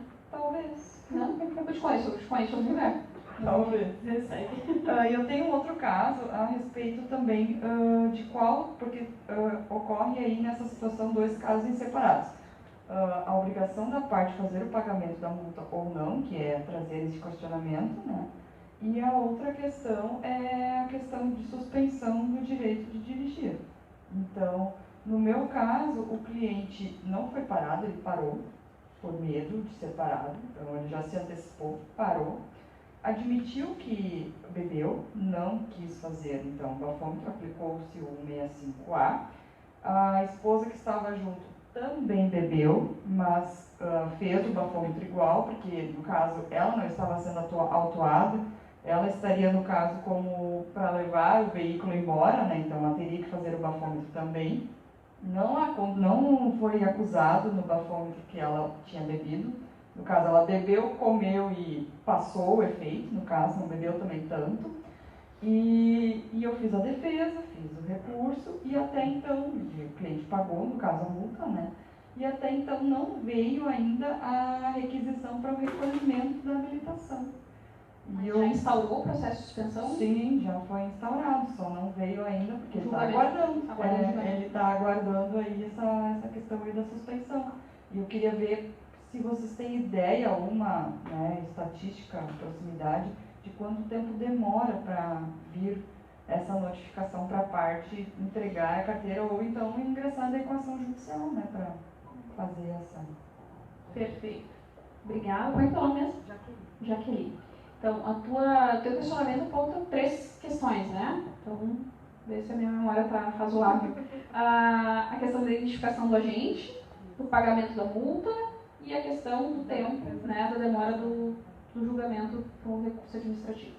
Bom, primeiro, em relação à identificação do agente, mesmo que ele claramente não queira se identificar, é um requisito obrigatório. No auto de infração tem que constar a identificação desse agente. Pode não constar, não vai constar o nome dele, mas vai constar o número de matrícula. Então, obrigatoriamente, ele estará identificado no auto de infração. Isso que a colega traz é bastante... deixa eu vir aqui para o pessoal. É bastante importante porque quando eu fiz muita defesa aqui em Novo Hamburgo, justamente nesse sentido. Voltando à questão, a gente não vai discutir fatos, né? Então a gente vai discutir a parte técnica e instrumental daquela autuação. E aí, se eu não me engano, a resolução 59, que falava que... Competência? Eu não lembro qual é que era direito. Mas enfim, falava que no auto de infração tinha que estar a matrícula do agente que fez a autuação e também deveria estar disponível no site daquela instituição a matrícula de todos os agentes. Quando eu pegava a autuação, eu olhava lá um número muito estranho. E aí a minha defesa batia em cima daquilo ali, logicamente, né? E um dia no cartório de trânsito eu questionei o chefe do cartório do que se tratava aquele número ali. Ele falou, é que a gente coloca o RG do agente. Só que daí eu olhava no site e estava a matrícula do agente.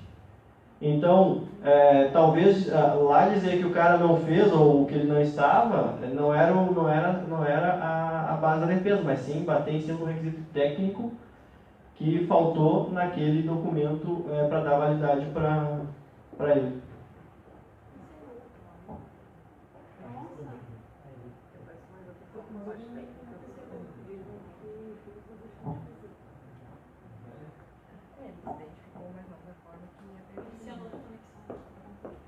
Tá quase, gente. Eu vou... Mas...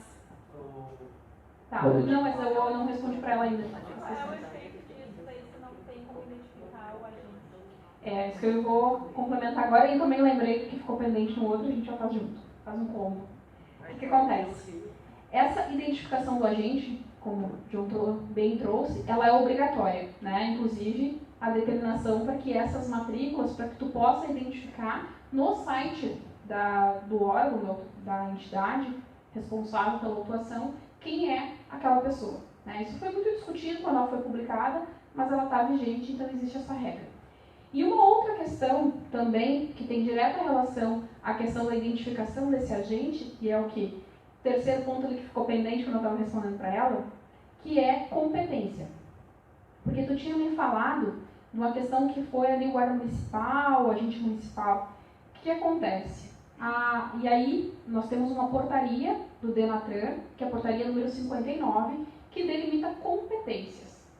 Existem infrações que são de competência municipal, estadual ou rodoviária, outras infrações apenas estadual ou rodoviária, onde o município não tem competência. E um caso onde o município não tem competência é o 6565A. Hoje em dia tem se feito alguns convênios, e eu particularmente discuto a validade de alguns convênios municipais e estaduais, mas, como regra, município não tem competência para autuar na balada segura. Então, por que tu vê o órgão municipal ali naquelas autuações? Tu vê também o policial militar, né? E muitas vezes na operação balada segura, ela é uma operação, assim como em outros estados tem essas operações lei seca, que eles chamam, ela é uma operação conjunta. Então vai ter guarda municipal, vai ter a empresa, que nem em Porto Alegre, a IPTC, vai ter polícia militar e também o Detran. É uma operação conjunta. Mas vocês podem observar, quando é feita a autuação, digamos, ou pela polícia militar, ou por um agente municipal, todo o trâmite desse processo administrativo, ele se dá no Detran, porque é competência estadual.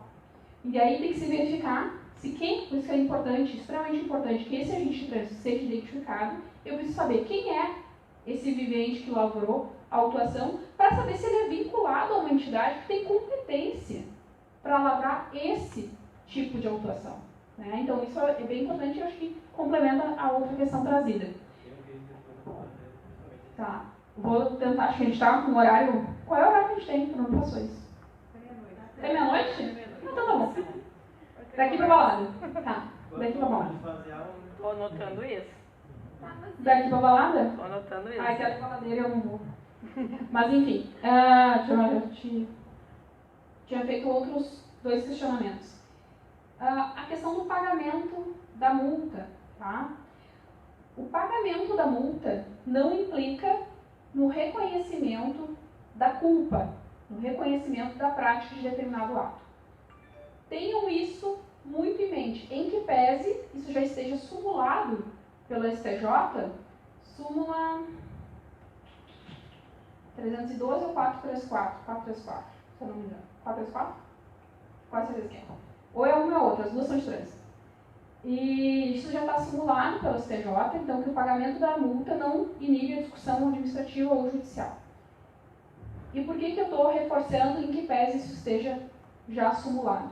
Porque recentemente se levantou no judiciário, por iniciativa dos próprios julgadores de trânsito, a preclusão lógica ou a preclusão consumativa, de tentar, aqui já no que toca à suspensão, ao cumprimento da penalidade. Então, assim, eu fui abordada, tive todo o meu processo administrativo da multa, sofri o processo de suspensão, e quando eu já estou em cumprimento do processo de suspensão, eu vou levar o meu caso ao judiciário. Digamos, uma penalidade de 12 meses, eu estou já cumprindo 2 meses. Faltam 10 pela frente.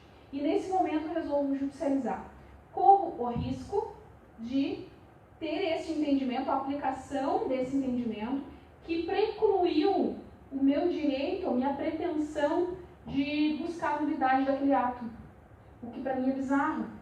Porque se o pagamento da multa não inibe a discussão administrativa ou judicial, e isso é simulado, o cumprimento de outra penalidade, que ambas são penalidades, o cumprimento de uma penalidade de suspensão ou de cassação, também não pode inibir a discussão administrativa ou judicial, no caso judicial do débito, da penalidade. Então, e essa questão, se tu está aguardando aí o último ponto, tu falou do tempo, os órgãos de trânsito, em regra, estão acelerando os julgamentos, em especial o DETRAN. Tá? Tem casos pendentes, que às vezes fica meio perdido lá, mas como regra geral, eles estão acelerando os julgamentos, e isso, para nós advogados, que estamos aqui numa sexta-feira discutindo trânsito, vai ser ótimo. Porque aí eu vou acabar com o mercado de protelatórios. Na última reunião que a gente teve lá na Jari, disseram que a gente não pode passar de 1 mês para julgar. A IPTC tá bem rápido. A carga de processos que a gente estava recebendo, porque eles disseram que não é para passar de 1 mês entrou. Então, a IPTC está julgando extremamente rápido. Tem multas da IPTC e a pessoa vou lá recorrer só para ganhar tempo, já não vai funcionar como funcionava antes. Então, a tendência é que, num curto, médio prazo, nós tenhamos o esgotamento desse mercado que se criou de recursos protelatórios. Eu vou só para empurrar para frente, só para jogar, isso vai terminar. Né? Com exceção, o DAIA vai demorar um pouco, tá? Eu julgo lá no DAIA, e o DAIA a gente está julgando em 2017. Né? Então, muita coisa pode dar até prescrição. Mas, como regra geral, isso vai acelerar. Né? E uma dica, se a pessoa for judicializar, para não cair nessa questão da preclusão, é interessante ajuizar esse processo antes do encerramento do processo administrativo. Não usem as suas experiências lá do previdenciário, por exemplo, que tem que esgotar a via administrativa, ou pelo menos tem, não sou previdenciarista, né? Mas que tem que ter a negativa administrativa, não precisa. Tá? Não tem essa aplicação no trânsito. É melhor distribuir o processo antes de terminar o administrativo do que depois. Claro que muitos clientes nos procuram quando o negócio é explorado, né? Então, a gente faz o que pode. Mas se porventura tiver sob os cuidados de vocês o processo administrativo, usa de estratégia e ajuiza o processo antes. Até porque senão ele vai enlouquecer a vida de vocês 24 horas por dia. Carteira bloqueada, doutora, já liberou minha carteira? Doutora, já liberou minha carteira? Né? Vai ser uma ligação incessante. Se vocês ajuizam o processo antes de bloquear, o processo administrativo está lá andando, enquanto o processo não foi julgado, ele está dirigindo normal. Enquanto isso, eu estou entrando com o meu processo tranquilo, sem precisar ficar 20 vezes lá azucrinando o assessor do juiz para pedir uma urgência.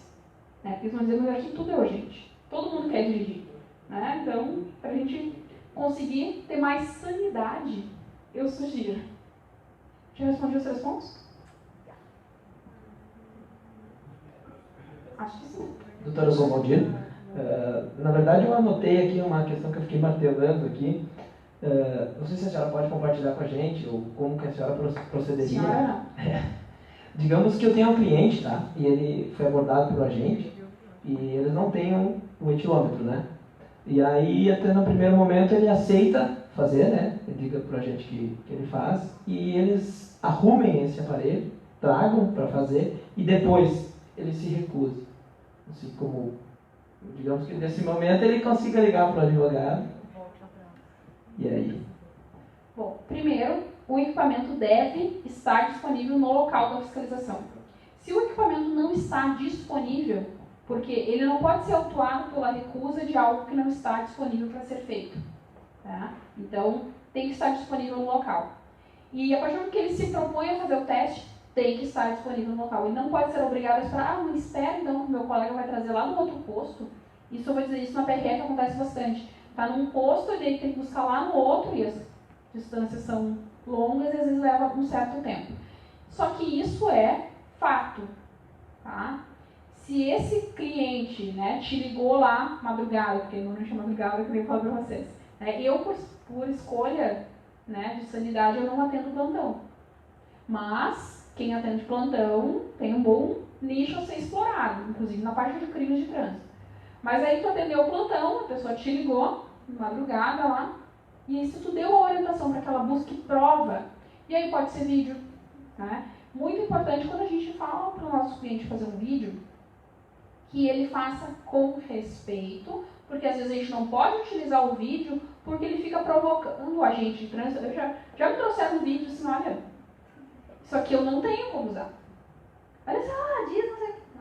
Né? Então, se o teu cliente tiver condições, querer ir na ligação assim, doutor, né? Daí tu já tipo, cala a boca, fica quietinho, né? Fica quietinho, não fala nada, chama alguém para te auxiliar. Se ele está bem, tem condições e porque isso a pessoa já fica nervosa, né? Independente, às vezes não está nem devendo e já fica nervosa, né? Porque tem toda ali uma situação que é tensa. Então isso mexe com o emocional, mexe com o psicológico. Se a pessoa está alterada, ela não vai ter esse discernimento para fazer esse tipo de prova. Se for possível, ela fazer a prova de que o equipamento não está ali, ela filmar o agente, ótimo, aí tu consegue. Mas fora isso, a mera argumentação, a gente entra numa questão que, olha, que nem ela falou, não está disponível e aí vou ter que ir para essas outras situações, se eu consigo por outros meios técnicos provar que aquele equipamento não estava lá, né? Então, em algum tempo eu observei, até testemunhas, né? Testemunha é uma prova bem fraca para esse tipo de situação. É fraca, né? Bem fraca. E às vezes tu tem quem está no carro contigo. Não vai ter um parente ou um amigo, né? Então, tu dificulta um pouco ali essa questão. Até pode produzir prova testemunhal, inclusive no processo administrativo, né? Por mais que não tenha a oitiva dessa pessoa, reduz a termo, assina, junto ao documento, pode, né? Só que, claro, vai depender da situação, do conteúdo, da forma como essa prova vem para o processo, tá? Então, prova a gente sempre faz ali uma avaliação bem pontual antes de utilizar. O pessoal está indo embora, me abandonando.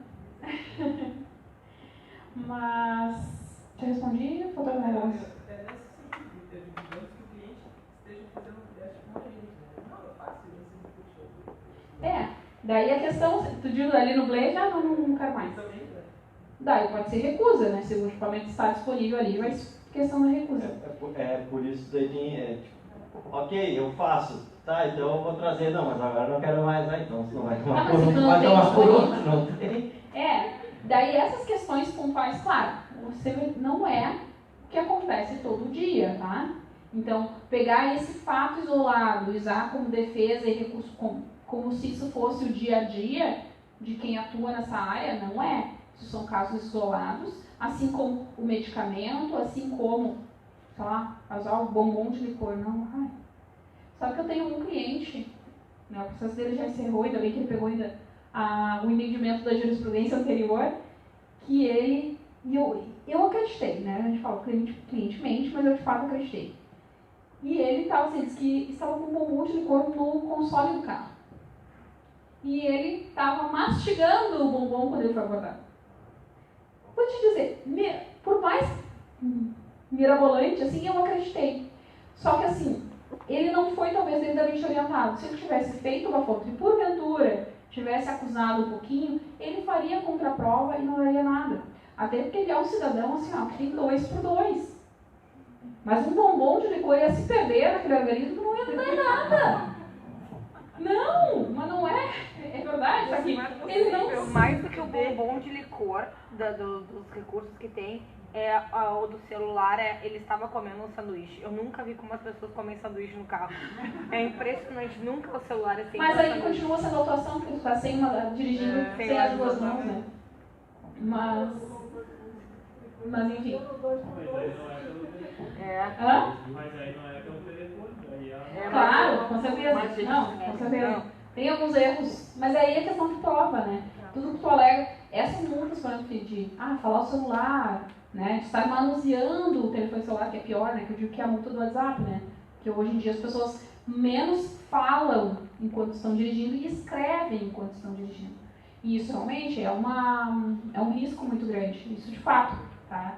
A gente tem pesquisas que indicam que quando tu está, o tempo que tu leva para pegar o teu celular, ler, não considerar a resposta, tá? Ler, abrir o WhatsApp e ler uma mensagem de uma frase, é como se tu andasse vendado por pelo menos 20 metros. Porque o teu olho tem que ir para um lugar. Por mais rápido que seja aquela olhadinha, tu dirige pelo menos 20 metros com os olhos vendados. Então, é um risco, por isso que essa multa foi agravada.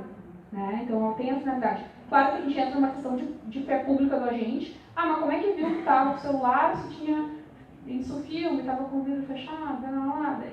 Tem várias discussões sobre isso. Boa noite. A minha questão é assim, ó. Numa situação em que o condutor foi uma janta, tomou uma taça de vinho, por exemplo, visualizou que tem uma blitz à frente e faz a troca do condutor. Chega no momento da blitz, quem está conduzindo não bebeu, mas o agente aplica a multa de recusa para o outro motorista. Muito comum. E aí, homens, né, vocês vão se identificar. Porque é muito comum, né? Casal, estão numa janta, e aí o homem bebeu, a mulher não. Não, mas eu vou dirigir. Tô bem, eu vou dirigir. E a mulher está do lado de assumir o volante e ele não larga.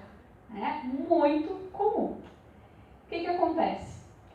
Quando a gente está em operações, se monta as operações da balada segura, é de praxe que tenha policiais ou agentes à paisana, muitas vezes, em locais estratégicos.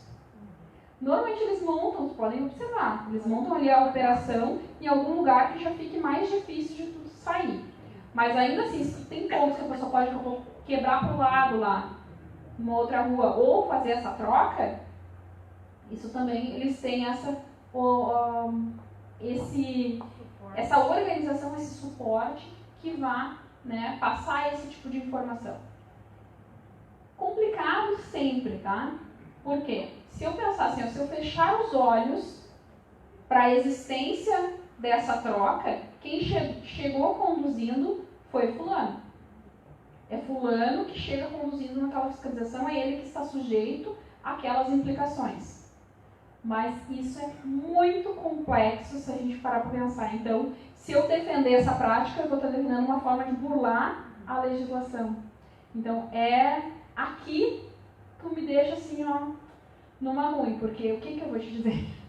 Né? O correto, como eu falei, fechando os olhos para a questão de segurança e questão moral, ética, fechando totalmente os olhos, quem chegou dirigindo ali é que deve estar sujeito à fiscalização. Mas aqui, ó, sendo bem superficial nesse ponto. De repente, já que o órgão tem a fé pública, ele inclusive poderia mencionar ali a troca, né? Perfeito. O que acontece? Se ele faz isso, ele abre um leque de discussão tremenda. Então, o que vai constar? E por isso dificulta para nós essa prova, tá? O que vai constar nesse auto de infração? E eu nunca vi diferente. Vai constar, tipo, chega a Maria, na fiscalização ali chegou a Maria dirigindo e o João está do lado. E eles fizeram a troca lá metros antes. A autuação vai constar em nome do João. Como se o João chegasse ali na fiscalização dirigindo. Eu concordo, eu acho que o correto seria a fiscalização assumir esse procedimento e relatar o que de fato está acontecendo. Verificada a troca de condutor, barará. Eu vi acho que uma vez isso na vida. Aqui no estado é muito pouco provável, muito incomum que eles relatem. Porque a partir do momento que ele relata, ele vai abrir essa discussão. Tá, mas quem chegou conduzindo foi a Maria. Ele abre a brecha para... Ele abre uma brecha de uma discussão muito grande, então por isso que eles não fazem.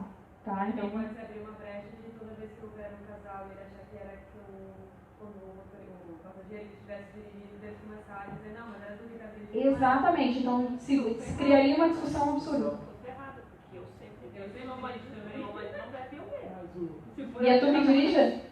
Dirige? Não, eu tenho motorista da rodada, né? Nesse caso ela é o contrário, né? Ela diz, não, deixa que eu dirijo, que eu tô bem. Pode aplicar, digamos, pegar eu embriagada, né? Vai olhar, vai dizer, ah não, mas eu quero que a senhora faça ela. Mas aí eu acho que cabe a parte também, vem em nome de quem, né? Não, claro, eu tenho uma situação assim, onde deixa eu relatar para vocês o que o cliente trouxe, né, que aconteceu, e o que efetivamente eles tinham de prova, tá? Mas é sempre muito desleal essa discussão, né? Porque o que vai estar ali no auto de infração é uma coisa, e como eu falei em outras situações aqui, eu vou ter que provar um fato diferente do que está relatado. Então, a discussão de fato é sempre complexa. Já lhe dou a palavra. E o CTB não traz a autuação por suposição. Perfeito. E nem por informação de terceiro. Né? A autuação ela deve se dar por flagrância daquele ato. Então, o que foi flagrado? Nesse exemplo, a Maria dirigindo. Né? Um caso prático que eu já acompanhei, o que aconteceu? Estavam entre 3 ou 4 no carro, estavam voltando de viagem. E aí eles visualizaram voltando de viagem não, estavam voltando de uma festa, tá? Só que era longe e tal, enfim. E aí eles visualizaram uma balada segura, uma fiscalização, e aí eles, pelo relato, tá? Que aí o condutor, né, o motorista da rodada, estava ali, não tinha bebido, e ele não era o proprietário do carro. E ele perguntou assim, olha, tem uma fiscalização ali na frente, onde é que está o documento do carro? E ele vai, tá na minha mala, no porta-malas. Eles pararam o carro, isso foi o relato, tá? Eles pararam o carro antes da fiscalização para abrir o porta-mala e pegar o documento. E seguiram. Quando chegou ali, não, porque vocês pararam e trocaram o condutor. Não, porque a gente não trocou o condutor. Foram os 4 para a delegacia por conta deles, lavaram o boletim para abuso de autoridade, fizeram registro em vídeo, né? Fizeram vários tipos de registro e a gente conseguiu, pela prova, né? E 3 deles eram estudantes de direito, inclusive, né? 3 deles, a gente conseguiu configurar que esse fato foi diferente do que foi narrado, né? Mas tinha toda uma construção de prova ali, né? E imediatamente eles saíram, eles fizeram um exame, né? Clínico, inclusive quem não estava dirigindo. Então teve várias situações ali que a gente conseguiu comprovar, mas como regra geral a gente não tem, né? O máximo que a gente tem é o relato do nosso cliente dizendo que isso aconteceu e eu não tenho como provar. E aí eu vou dizer, aí eu nem insisto nessa discussão, porque ela é fraca, eu vou perder o meu tempo e o tempo de quem está julgando, o dinheiro do meu cliente, que ele está pagando de honorários também, para esse fundamento não vai ter condições, não vai prosperar, né? Só uma brecha que me surgiu, uma questão que me surgiu agora. Tem algumas discussões que eu vou perder, sim, no administrativo, como é o caso da recusa, tá? A recusa, se eu for nesse argumento lá, que está no STF, de não produzir prova contra si, esse argumento eu vou perder na via administrativa. E eu até compreendo que se perca, porque o órgão de trânsito, o agente que está julgando, ele está vinculado a algum regramento e com base naquele regramento ele vai julgar, tá? Mas a gente tem que cuidar, sim, o argumento que tu utilizar no processo administrativo. Ontem, o senhor quer falar? Pode falar que eu concluo. Pode. Não, a senhora conclui e depois eu pergunto, que é outro assunto. Tranquilo. Então, a gente precisa cuidar esse argumento que a gente utiliza no processo administrativo. Ontem, nós tivemos uma reunião lá na OAB da comissão mista. O que é uma comissão mista? É um projeto novo, inclusive, vou te passar para tu. Se quiser replicar aqui no Google, está sendo muito interessante. Essa comissão mista ela consiste em reunir tanto a OAB, os advogados que trabalham nessa matéria, e os representantes dos órgãos de trânsito e demais entidades que têm relação com o trânsito, para que a gente se reúna periodicamente para tratar de assuntos importantes nesse cenário. E ontem nós tivemos a primeira reunião dessa comissão mista instituída, tínhamos lá a IPPC, tínhamos mais de um representante do DETRAN, de mais de um setor do DETRAN, e uma das coisas que o pessoal da área de julgamento de infrações nos questionou é: posso oficiar o AB por inépcia das petições? Eu vou dizer, a minha resposta deve. Porque diferente se eu, cidadã, Porque não há a obrigatoriedade de contratar um advogado, né? Diferente das resoluções. Então, especialmente a resolução 619. Então, lá está dizendo, nesses termos, esgotados os meios de tentativa de notificação, de tentar notificar o condutor ou o proprietário pelo meio postal ou pessoal, será publicado o edital, barará, né? Ele fala com os complementos lá, as exigências do edital. E aí, uma questão que a gente discute muito é quando é considerado o esgotamento, feito o esgotamento dessas tentativas para fim de validar a notificação por edital. E a discussão é muito grande, inclusive no judiciário. Tá? Como as notificações aqui no Rio Grande do Sul elas vão por aviso de recebimento, se eu chego lá, como é que é o seu nome mesmo? Josimar, né? Se eu chego lá na casa, o correio chega lá na sua casa e não tem ninguém para receber, o correto, porque a gente tem uma falha do sistema de correios bem grande, tá? Mas se chega lá a notificação com aviso de recebimento na sua casa e não tem ninguém, qual é o procedimento do correio? Você sabe? Fazer Mais duas tentativas. E na terceira tentativa ele não encontra. Qual é o procedimento do correio? Deixar um bilhetinho. Para quê? Deixar o aviso? Para tu comparecer lá na agência, na central, na distribuição, para buscar a tua correspondência. Se tu não buscar no prazo determinado, aí é devolvido ao remetente. Isso é como deveria acontecer. Na prática, o que vocês mais vão ver edital publicado de notificação por edital, é em casos de ausente. E quando que configura o ausente? Porque para mim eu tenho certa dificuldade de compreender. Se eu fui lá o correio foi lá na tua casa hoje, tu não tá, ausente. O correio foi lá na tua casa amanhã, voltou, ausente. O correio foi lá no outro dia, voltou, ausente. Deixa o aviso na tua casa e tu não comparece até os correios para buscar. O motivo de devolução não é ausente, é não procurado. Então, o ausente, ele já deixa expresso que o correio está errado. Ou a não ser que ele diga que não tem caixa de correio nem para deixar o aviso. Que não tinha nada para comprovar, que não tinha onde deixar esse aviso para que tu buscasse a correspondência. Então, a gente já começa por uma falha do sistema de correios, que a grande maioria dos casos que vocês vão ver edital vai estar lá ausente no histórico lá dessa infração ou desse processo de suspensão, vai estar constando lá ausente, ausente, ausente, edital. Nessa ordem. Né?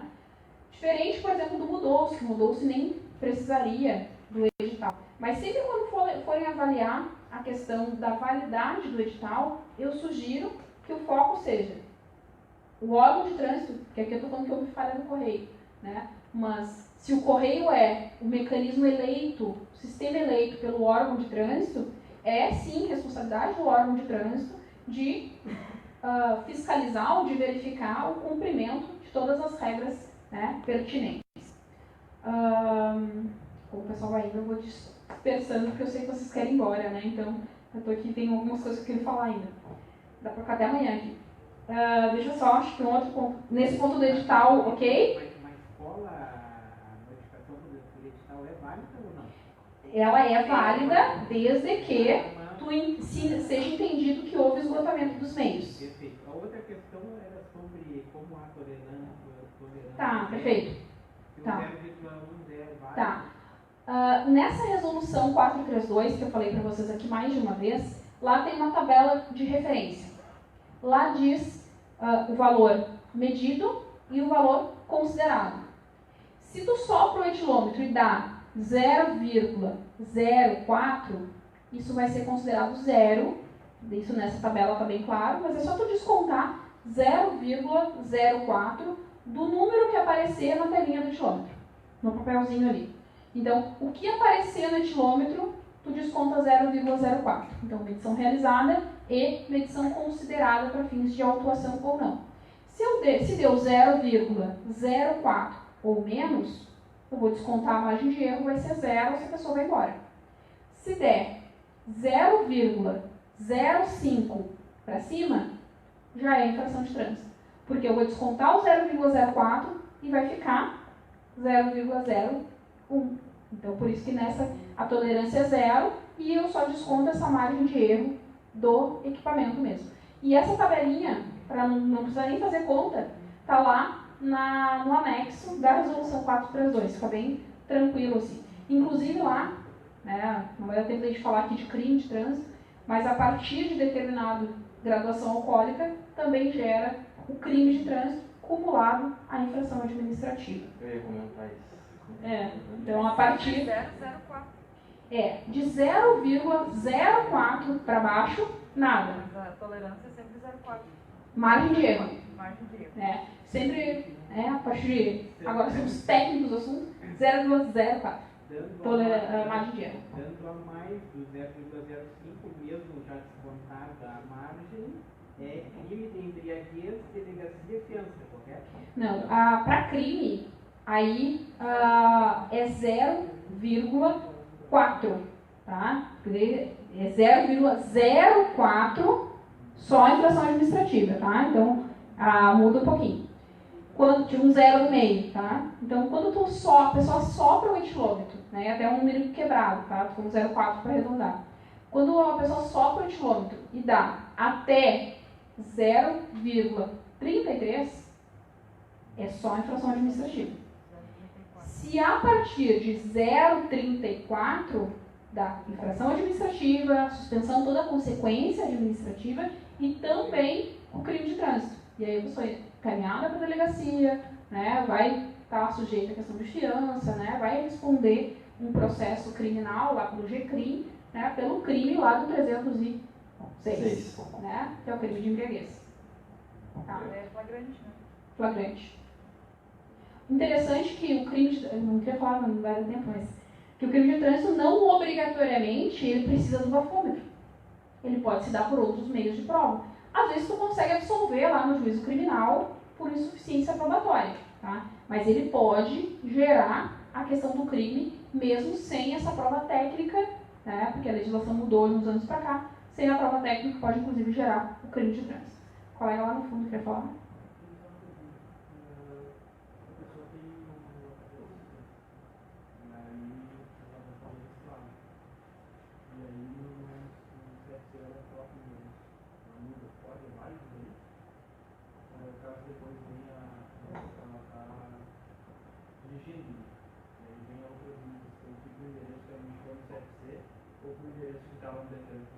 Tá, eu vou, não sei se foi exatamente o que tu quis perguntar, mas talvez eu vá ampliar um pouquinho, tá?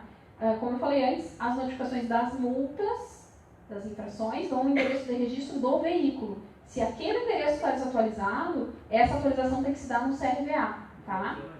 No CFC, tu atualiza apenas o teu endereço de condutor, tá? Mas ampliando um pouquinho, se porventura o teu cliente tem 2 endereços cadastrados, né, um em cada circunstância, ele tem carro registrado e está lá no endereço da praia e porventura o endereço dele de condutor é aqui, né? Nesses casos, tu pode judicialmente levantar a ideia de que antes da publicação do edital, se for o caso do edital, o Detran não esgotou, o órgão de trânsito não esgotou os meios. Sempre a discussão do edital vai ser, esgotou os meios ou não para localizar aquela pessoa. Se tu demonstra, olha, ele tinha 2 endereços, tu tentou só em um, tu pode, mas isso judicialmente, tá? Isso já é um argumento para o judiciário. Pode levar a entender ou não. Acho que a gente tem que, né? Qual o peso do segundo grupo de verbo? Oi? Permitir, né? No 65 lá, ele fala permitir certificar. Qual é esse peso desses dois aí? Dá mais mal. Só a palavra certificar no 65A dá um pano para manga que tu não imagina. Mas tentando resumir, né? Tentando resumir, porque eu não gosto de deixar sem resposta, só isso e só finalizar, né? Que eu acho que talvez eu não tenha enfatizado a questão do STF. A palavra certificar, porque lá o artigo 65A, se vocês forem ler, que é uma autuação, né? Infração de trânsito, quando tu te recusa a um procedimento que permita certificar a influência de álcool ou de outra substância. E aí a discussão que tu pode extrair dessa palavra certificar é: tu só certifica algo que tu tem dúvida, e se existir uma dúvida que levou o agente de trânsito a te fazer este convite para fazer o teste ou outro tipo de procedimento, isso tem que estar descrito, né? Convidado a fazer o teste do etilômetro diante da, sei lá, zigue-zagueou, fez uma ultrapassagem proibida, alguma situação que seja entendida que alterou a dirigibilidade dessa pessoa e, consequentemente, essa dúvida, né? Então, eu te ofereço essa prova para que tu certifique se tu está ou não sob a influência dessa substância, né? De forma sintetizada, o máximo que eu conseguir é isso, mas dá uma tese, dá um artigo inteiro, inclusive, né? Quem gosta do tema de trânsito, nós estamos com um edital aberto para a publicação do volume 2 do e-book lá da UAB. Nós publicamos no ano passado, primeiro, isso é inédito no Brasil, porque a gente tem muito pouco material, né? Doutrina, se você procurar, tem muito pouco. E a maioria delas advinda da fiscalização.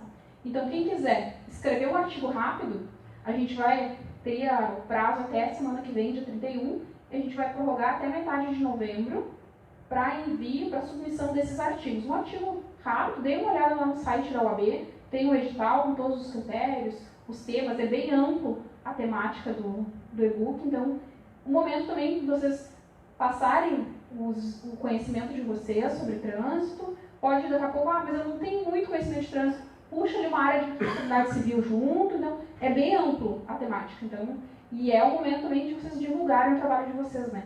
A gente tem uma atividade que o pessoal às vezes acha que nada pode, né, em questão de publicidade, é o momento de vocês divulgarem, né, o trabalho técnico de vocês e também poder ter essa divulgação aí para o Brasil inteiro. E, inclusive, o ano passado, a gente caminhou e tem ligações de várias seccionais, saber e procurar baixar, porque é para download gratuito esse e-book. Então, a amplitude, a divulgação que se teve foi muito boa.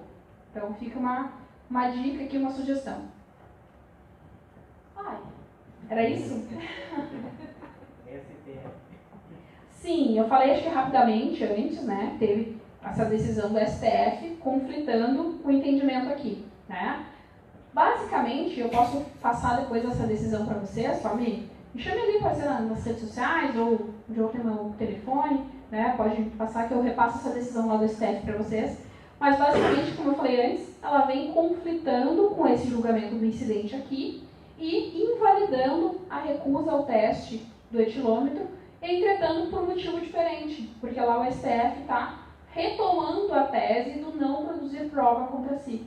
É esse o fundamento que está no STF, né? Então, se forem judicializar uma questão agora, já preparem a ação de vocês com foco no STF, porque até lá, provavelmente, vocês vão ter que litigar esse tipo de assunto. Era isso? É isso. Quero agradecer, então, a colega Andréia, que se disponibilizou a vir aí para falar sobre esse assunto tão importante para nós. Está gravando ainda? Tá. Comecei outra lá. Posso? Alguém me ligou e acabou. Só um jabá básico, né? Já que tá aqui no curso. Posso? Deve. Quem quiser, quem se interessar na matéria, tem assunto para gente falar dias e dias e dias. E eu tenho 2 cursos presenciais, tem alguns online também, mas 2 cursos presenciais que vão fazer essa abordagem, né? Um mais para quem está começando, que é um curso nos dias 28 e 29 de novembro, em Porto Alegre, e um outro curso que é uma semana antes, 22 e 23 de novembro, também em Porto Alegre, e aí um pouquinho mais, digamos, avançado, não necessariamente, aliás, não exclusivamente, sobre as questões de recusa ou de balada segura, mas toda uma amplitude, tanto do processo administrativo, quanto do processo judicial. Então, se vocês tiverem interesse, 22 e 23, 28 e 29, 2 temáticas diferentes, e cursos online tem 3 cursos online.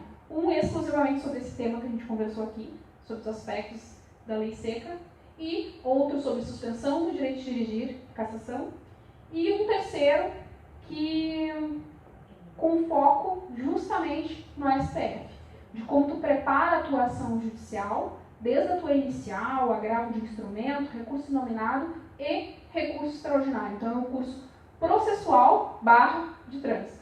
Né? Então, se você tiver interesse, passe depois, me chame ali nas redes, peçam o meu contato. Que vai ser um prazer compartilhar com vocês esse conteúdo. Obrigada. Então, obrigado a todos que compareceram a esse evento. Muita gente foi embora por causa da adiantada hora, porque é um assunto muito bom, a gente começa a conversar e começa a surgir dúvidas. Porque, querendo ou não, impacta no dia a dia, em nós ou em algum conhecido, em algum parente, de alguma forma. Alguém vai lembrar, eu tenho um amigo que é advogado e eu acho que ele vai fazer esse recurso para mim, ele vai poder. Então é bom a gente estar preparado exatamente para poder prestar um suporte de qualidade. Nós começarmos a sermos conhecidos como advogados de qualidade em direito de trânsito, porque fazer recurso, fazer as defesas qualquer um faz, mas fazer com qualidade, aí a conversa começa a mudar e tem que estudar, e estudar dói, né? Então, muita gente não quer passar por isso. Certo, gente? Muito obrigado. Acho que a gente pode tirar uma foto, né? Com quem permaneceu aqui.